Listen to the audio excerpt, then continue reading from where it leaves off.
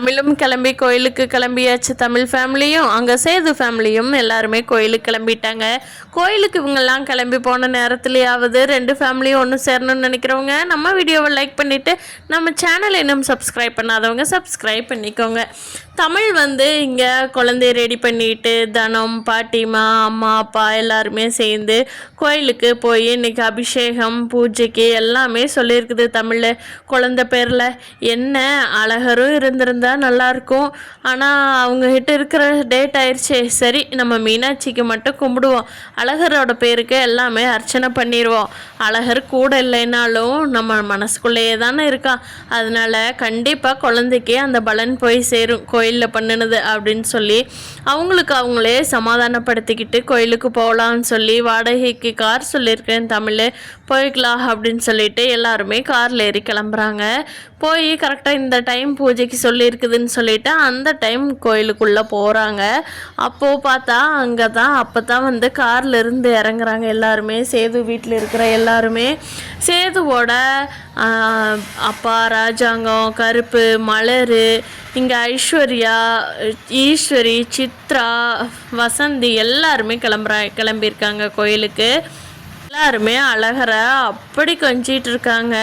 அப்போது கோயில் இருக்கிற பூசாரி எல்லாரும் லைனாக நில்லுங்க சாமி கும்பிடலாம் பூஜை நடக்குது எல்லாருமே இந்த பூஜையை பாருங்கள் ரொம்ப சிறப்பாக இருக்கும் அப்படின்னு பூஜாரி சொல்லவும் எல்லாருமே லைனில் நிற்கிறாங்க. அப்போ பார்த்தா எதேச்சியாக தமிழ் பக்கத்துலேயே சேது நின்றுக்கிறாங்க.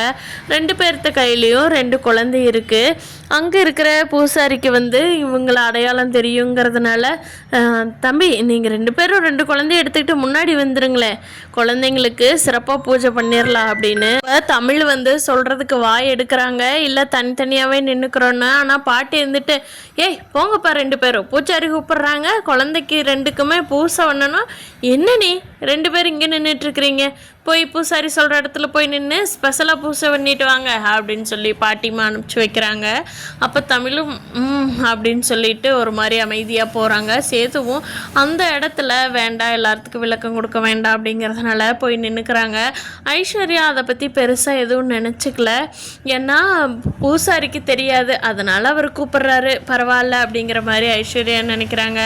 ஆனால் ஈஸ்வரியும் சித்ராவும் ஏய் அங்கே பாருடி ஐஸ்வர்யாவை புருஷனும் பொண்டாட்டியும் கூப்பிட்ற மாதிரி கூப்பிட்றாங்க. இவ ஏதோ மூணாவது மனுஷியாட்ட வேடிக்கை பார்த்துட்டு நிற்கிறா பாரு. இவ போய் இல்லை பக்கத்தில் நின்றுருக்கணும். மாமா நீங்கள் போகக்கூடாது மாமா நீ வெள்ளம் சொல்லியிருக்கணும். மண்டு மாதிரி நிற்கிறா பாரு சை. ஆனால் ஐஸ்வர்யா சேது கூட இருந்தால் தான் நமக்கு நல்லதுன்னு யோசிச்சுட்ருக்கோம். இவன் என்னடான்னா சேது தமிழுக்கே மறுபடியும் வாத்து கொடுத்துட்டு நம்ம கதையை அம்போன்னு பண்ணிடுவா போல தெரியுது. விடக்கூடாது. சரி இப்போ பூசாரி நிற்க வச்சிட்டாரு. இனிமேல் தமிழ் இந்த ஏரியா பக்கமே வரவிடாமல் பண்ணணும் அப்படின்னு சொல்லிட்டு நினச்சிட்ருக்காங்க.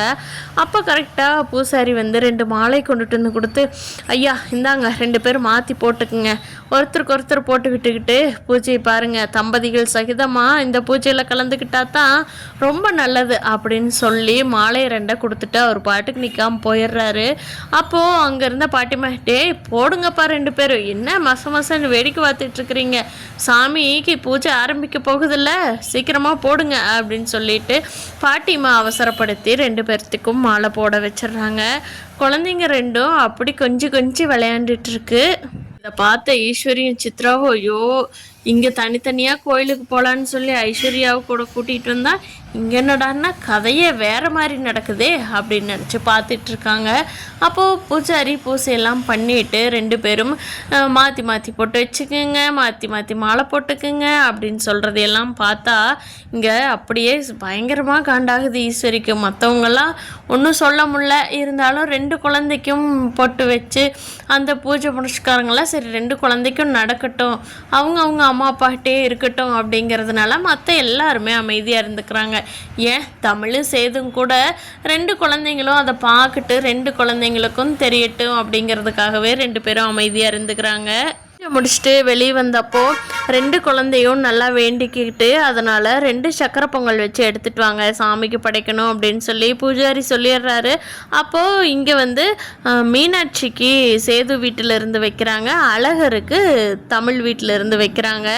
எல்லாருமே அந்தந்த பொங்கல் வச்சு அங்கே கொண்டுட்டு போகும்போது 2 பேர்த்துக்கு வச்சு அம்மா அப்பா 2 பேரும் மடியில் உட்கார வச்சு ஊட்டி விடுங்க அப்படின்னு சொல்லும் போதெல்லாம் இங்கே ஐஸ்வர்யாவுக்கு அப்போ தான் ஒரு மாதிரி இருக்குது. அப்போது 2 பேர்த்துக்கும் எல்லாமே கொடுக்கறத பார்த்துட்டு சரி குழந்தைங்க தானே, குழந்தைங்க அவருக்கு ரொம்ப பிடிச்சவங்க, அதனால் அவரும் பார்த்துக்கிட்டு அப்படின்னு ஐஸ்வர்யாவும் எதுவும் பேசாமல் இருந்துக்கிறாங்க. அப்போது கருப்புக்கு பயங்கரமாக சாமி வருது. அதை பார்த்துட்டு பூஜாரி எங்கப்பா இன்னும் இன்ன வரைக்கும் காணாமே, ஏன் இன்ன வரைக்கும் லேட்டு, ஏன் இன்ன வரைக்கும் சாமி வரல அப்படின்னு கேட்குறாங்க.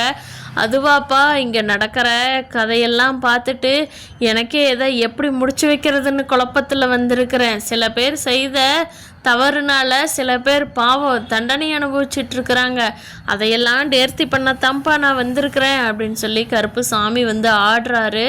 அப்போது அங்கே இருந்தவங்களாம் சாமி என்ன சாமி என்ன தப்புன்னு சொல்லுங்கள், அதை சரி பண்ணிடுறோம் அப்படிங்கிறாங்க.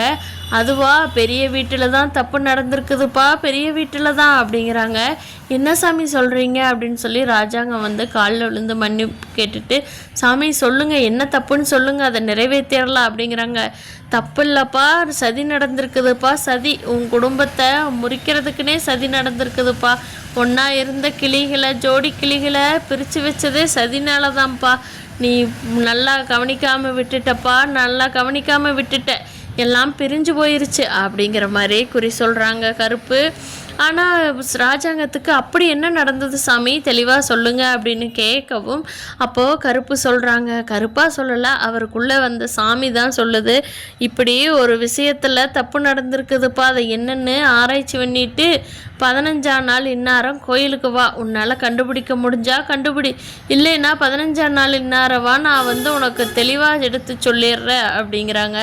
ஆனால் ஒரு கண்டிஷன், நீ வர்றப்போ இந்த குழந்தை 2ஐயும் இதுங்களோட அம்மா அப்பாவையும் மட்டும் கூட்டிக்கிட்டு, இந்த 4 பேர்த்த மட்டும் கூட்டிக்கிட்டு நீ வரணும்ப்பா, அப்போ தான் தெளிவாக கணக்கு சொல்ல முடியும், இல்லைன்னா உனக்கு வந்த இடைஞ்சல் விலகாதுப்பா அப்படின்னு சொல்லி கருப்பு அவ்வளோ தெளிவாக சொல்லிடுறாரு. அப்போது ராஜாங்க இருந்துக்கிட்டு சரி சாமி அப்படியே பண்ணிடுறேன் அப்படிங்கிறாங்க. அப்போது கருப்புக்கு நார்மலாகிடுது, எல்லாமே நார்மலாக்கி சாமியெல்லாம் கும்பிட்டு எல்லாருமே நீ கிளம்பலாம் அப்படின்னு சொல்லி கிளம்புறப்போ கருப்பு இருந்துக்கிட்டு என்னம்மாம்மா நான் என்ன அப்படியே தூங்கிட்டேன்னா என்ன நடந்துச்சு, நானும் சாமி கும்பிடத்தானே வந்தேன், என்ன நடந்தது அப்படிங்கிறாங்க. அது கருப்பு உனக்கு சாமி உன் உடம்புல வந்தது, அது நீ கணக்கு சொன்ன அப்படின்னு, எனக்கு சாமி வந்துச்சா என்ன சொல்கிறீங்க அப்படிங்கிறாங்க கருப்பு.